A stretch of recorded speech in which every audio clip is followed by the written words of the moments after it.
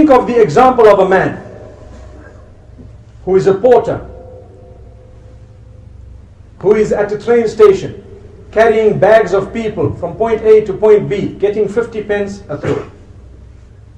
And suddenly, a rich man comes, walks out of the train with a can of milk, and he says, young man, I will give you 10 pounds if you carry this can of milk from here to my place, which is about a mile down.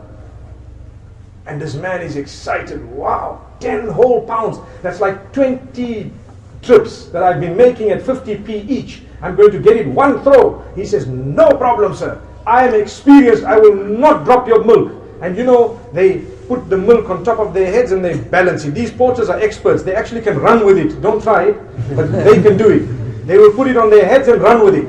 This man puts it on his head.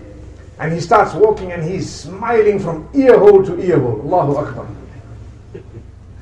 And he says, oh, I'm going to get 10 pounds just now. And I will go straight to buy 2 chickens.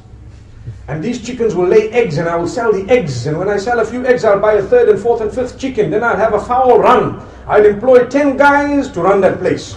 Then I will buy more chickens and I will sell eggs and chickens, and I will slaughter chickens and open a little abattoir, and I will be able to get those chickens across to the butchers.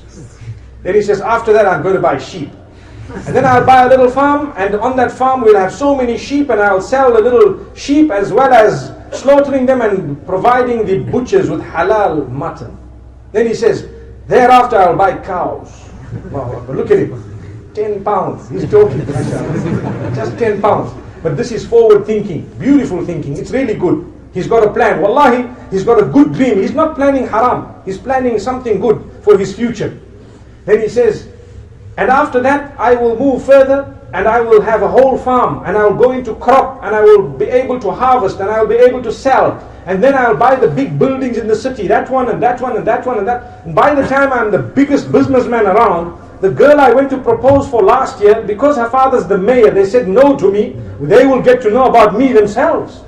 And when they get to know about me, the father will come and say, will you please marry my daughter? And when he comes, I'll be so upset, I'll tell him, no! So when he shook his head, the can of milk dropped. When he shook his head, the can of milk dropped. When the can of milk dropped, the owner of the milk turns around and says, hey, didn't I tell you I would pay you 10 pounds for this milk and not to drop it? He says, hey, relax, relax. You know, that's my favorite word. Relax, take it easy. You just lost a can of milk.